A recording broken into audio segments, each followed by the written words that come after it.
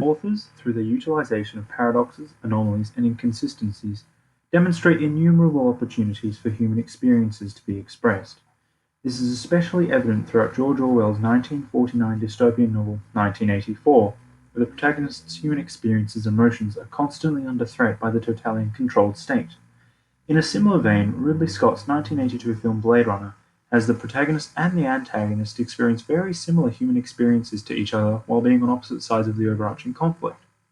Throughout their stories, Orwell and Scott display exactly how the human experiences of love, hope, and familiar relationships are riddled with paradoxes, anomalies, and inconsistencies.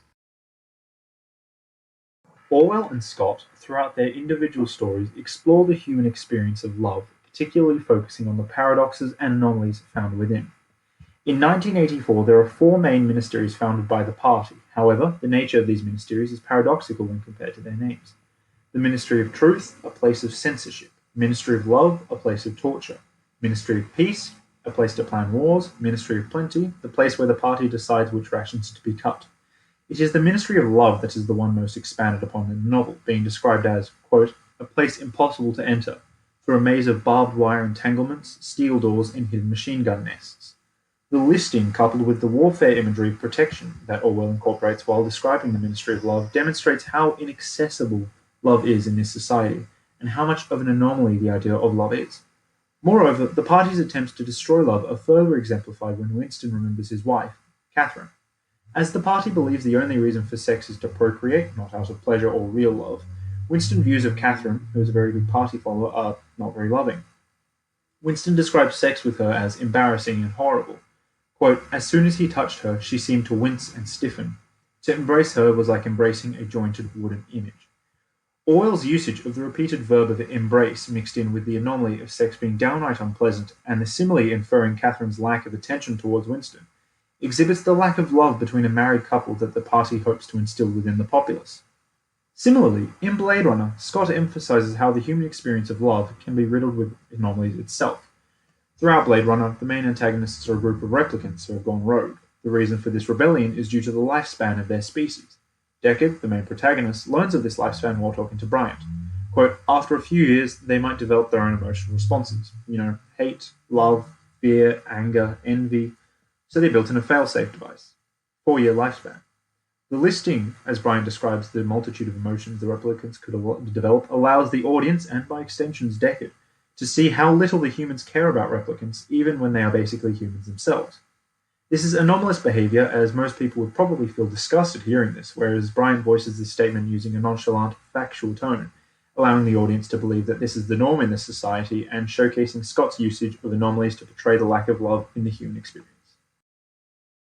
Orwell and Scott also explore the paradoxes, anomalies, and inconsistencies within the human experience of hope in their stories. Throughout 1984, Winston's inner thoughts tell the audience exactly what needs to be done to overthrow the party. However, he knows that it can't happen due to the superior control the party has over the populace. Winston illegally writes in his diary, quote, until they become conscious, they will never rebel, and until they have rebelled, they cannot become conscious. The paradoxical quote, coupled with the italic font, signifies that while Winston does feel hopeful towards the party being overthrown, he also knows that it cannot happen unless something inexplicable happens, something out of the party's control. Furthermore, after Winston has been caught by the party, he is faced with O'Brien, something he thought to be on his side, but is actually working for the party. As Winston is being tortured, O'Brien states, quote, if you want a picture of the future, imagine a boot stomping on a human face, forever. Orwell incorporates military imagery into this anomaly, as we, as a society, normally look to the future with hope for something better. However, O'Brien outright negates that idea and states that humanity will never be free.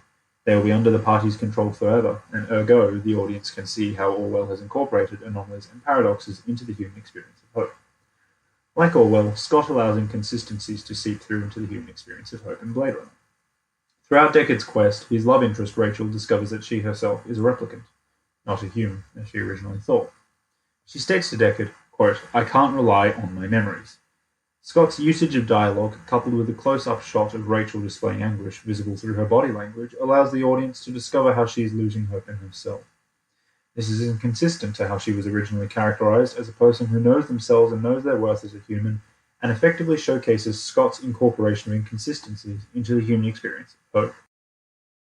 Orwell and Scott also both utilize anomalies and inconsistencies through their exploration of the human experience of familial relationships. Within 1984, there are many instances of how the familial relationship has been altered from what we consider normal. As Winston goes to help Parsons, his neighbor, he encounters Parsons' children. From the first moment Winston sees them, they utter to him, quote, "You're a traitor, you're a thought criminal." The imperatives showcase how the children are in complete control over the family.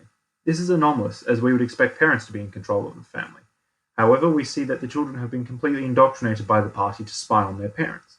This is also showcased through Orwell's description of the children reacting to not being able to see the hanging. Quote, "Why can't we go and see the hanging?" roared the boy.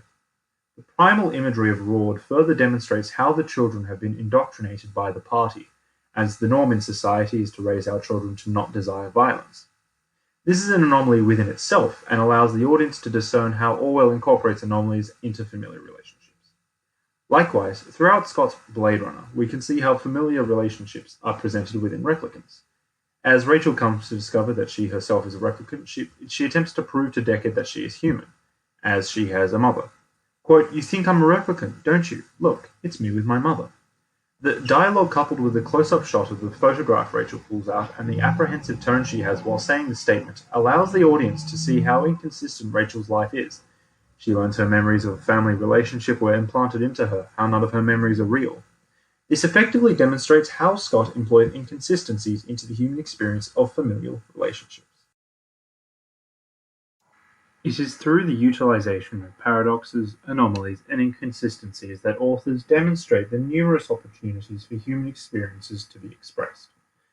George Orwell's and Ridley Scott's employment of paradoxes, anomalies, and inconsistencies throughout their stories 1984 and Blade Runner respectively allow for audiences to view how the human experiences of love, hope, and familial relationships are riddled with paradoxes, anomalies, and inconsistencies.